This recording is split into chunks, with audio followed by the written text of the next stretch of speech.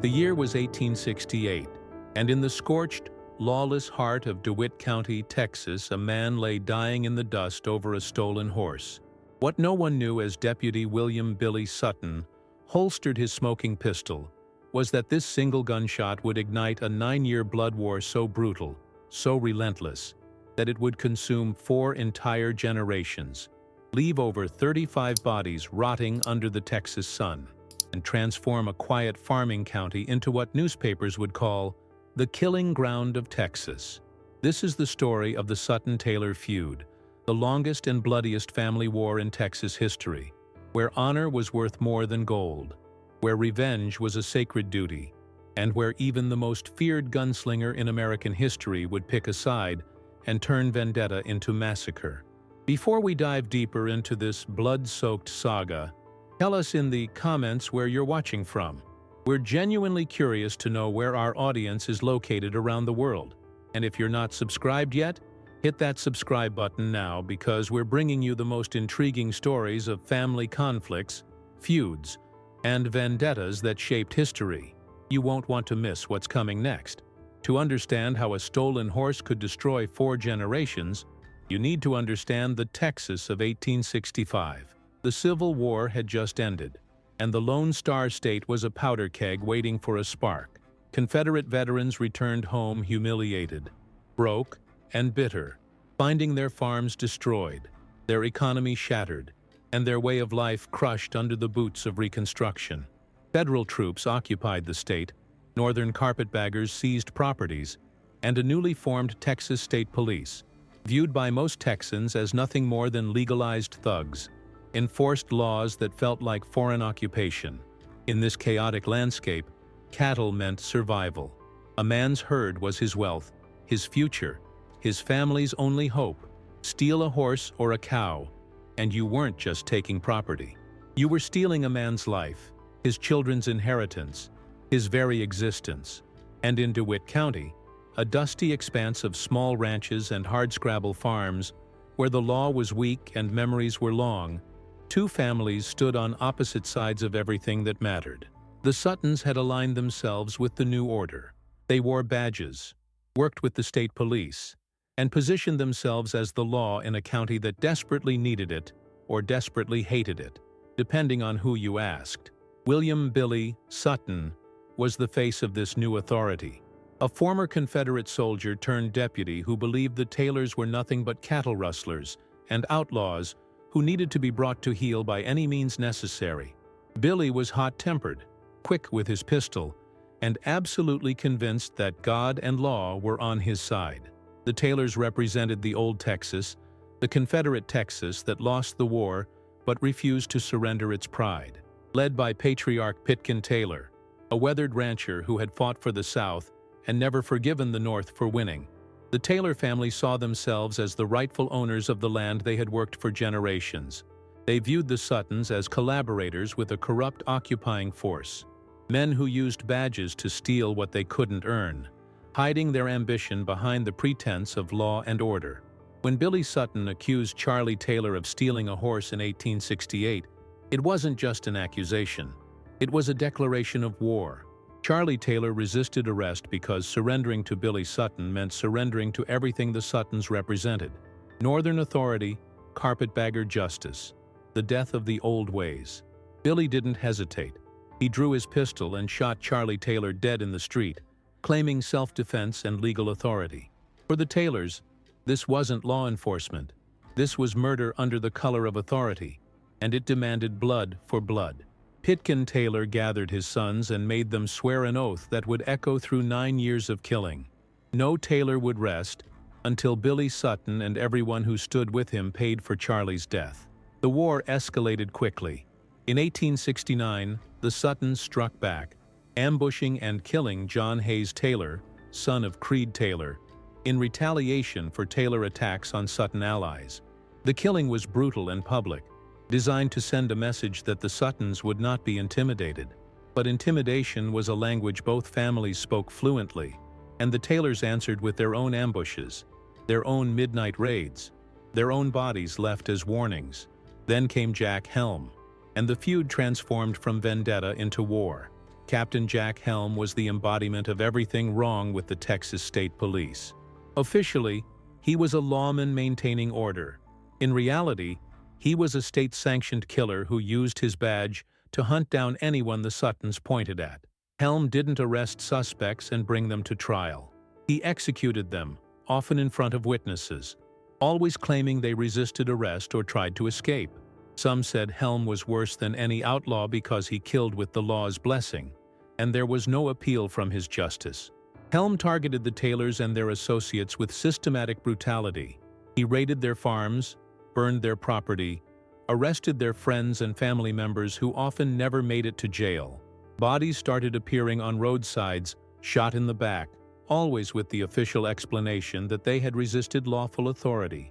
The Taylors found themselves fighting not just a rival family, but the entire corrupt apparatus of state power that had branded them outlaws and marked them for death. Into this maelstrom rode the most dangerous element yet, John Wesley Hardin, the most feared gunslinger Texas had ever produced. By 1873, Hardin was already a legend, credited with killing over a dozen men before his 20th birthday. He was fast, accurate, and absolutely without mercy. More importantly, Hardin hated the Texas State Police with a passion that bordered on religious fervor. When the Taylors offered alliance, Hardin saw an opportunity to kill the kind of men he despised most, corrupt lawmen hiding behind badges. Hardin's involvement elevated the feud to a different level entirely. This wasn't just families killing families anymore. This was a guerrilla war with one of history's deadliest gunfighters leading raids against state authorities. In 1873, Hardin killed Deputy J.B. Morgan, a close Sutton ally, shooting him down in broad daylight. When Rangers tried to arrest Hardin, he fought his way out, killing or wounding several pursuers. The message was clear. The Taylors now had a weapon the Suttons couldn't match, and his name was John Wesley Hardin. But the defining moment of the feud came in 1874 with the death of Jack Helm. Helm had become the symbol of Sutton power, the man whose badge made him untouchable, whose reputation kept the Taylors living in fear. Jim Taylor, Pitkin's son and the soul of the Taylor vengeance, decided that symbol needed to die. He teamed up with John Wesley Hardin and tracked Helm to a blacksmith shop where the captain was having his horse shod, believing himself safe in daylight. In public, protected by his authority, Jim Taylor walked up behind Helm and emptied his shotgun into the captain's back. Helm staggered, reached for his pistol, and Hardin shot him twice more. As Helm lay dying, Jim Taylor allegedly took his spurs and raked them across Helm's face, marking him the way you'd mark cattle, destroying the dignity of a man who had destroyed so many lives. Then Jim fired one final mercy shot into Helm's head. They left his body in the dirt outside the blacksmith shop, a message to every Sutton supporter: your badges won't save you, your authority means nothing, and we're coming for all of you. The death of Jack Helm shook the entire state. A captain of the state police, executed in public by wanted criminals who walked away untouched. The Rangers intensified their efforts, but the Taylors and Hardin knew the terrain, had sympathizers who hid them, and could disappear into the vast Texas wilderness whenever the law got too close. They became ghosts, striking without warning and vanishing before anyone could respond. Billy Sutton knew his time was running out.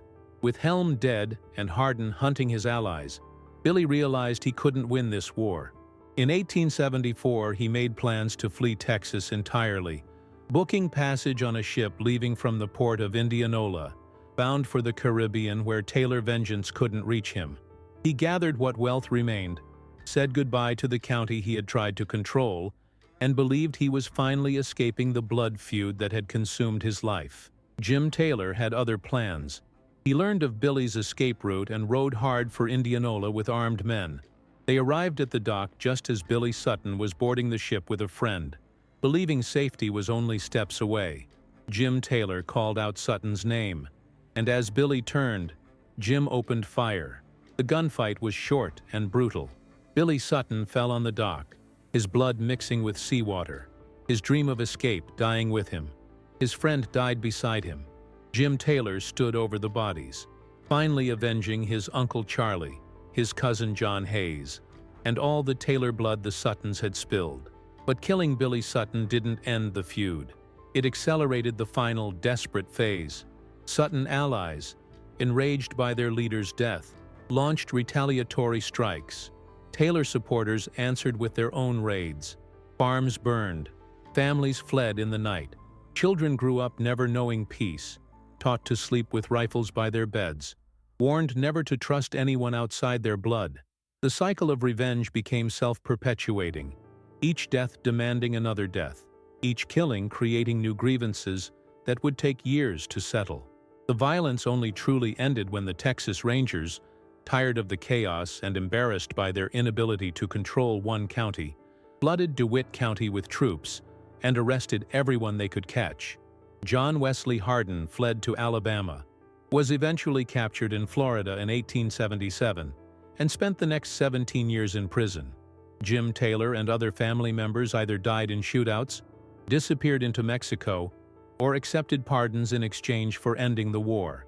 When historians finally tallied the cost, the numbers were staggering. Over 35 confirmed dead, with dozens more wounded or disappeared. Entire branches of both families were wiped out. Children were orphaned, wives widowed, farms abandoned.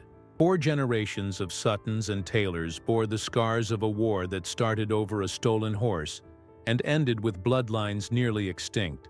DeWitt County's population declined as families fled the violence, and the region gained a reputation as a place where law meant nothing and death came fast. The Sutton-Taylor feud became legend in Texas, a cautionary tale about what happens when pride and vengeance replace law and reason. It inspired dime novels and campfire stories, each retelling adding new mythology until it became hard to separate fact from legend. But the core truth remained undeniable. This was the longest and bloodiest family war in Texas history, a 9-year cycle of revenge that proved how quickly civilization can collapse when men decide their honor is worth more than human life. What made this feud particularly tragic was how preventable it was. Unlike the Hatfield-McCoy feud that grew from isolated mountain culture, or the Earp-Clanton conflict rooted in frontier lawlessness, the Sutton-Taylor War happened in a place with courts, rangers, and established authority. The legal system existed but was so corrupted by Reconstruction politics and personal grudges that it became an accelerant rather than a solution. When the law serves vengeance instead of justice, when badges become weapons instead of symbols of order, everyone loses and the killing never stops until there's no one left to kill. Today, DeWitt County is quiet. The ranches that survived the feud have passed to new owners who barely remember the names Sutton and Taylor. But the cemetery holds the evidence. Rows of graves from the 1860s and 1870s. Young men dead in their 20s and 30s, often with the same death date marking a particular battle or ambush. The courthouse keeps records of trials that never reached verdicts, arrests that ended in escapes, warrants that were never served because the accused and the accusers were all dead. The legacy of the Sutton-Taylor feud is a reminder that revenge is a fire that consumes everything it touches. One stolen horse, one bullet in the dust, and 4 generations paid the price. In the end, neither family won. Both lost sons, fathers, brothers, and futures. The only victor was death itself, which feasted on Texas pride until there was nothing left to take. If you found this story as compelling as we did, make sure you're subscribed to our channel so you never miss another deep dive into history's most intense family feuds and conflicts. Hit that subscribe button, turn on notifications, and join us as we uncover the stories that shaped the violent heart of America. Because history isn't just what happened, it's who we were when everything went wrong, and what we can learn from the blood they left behind.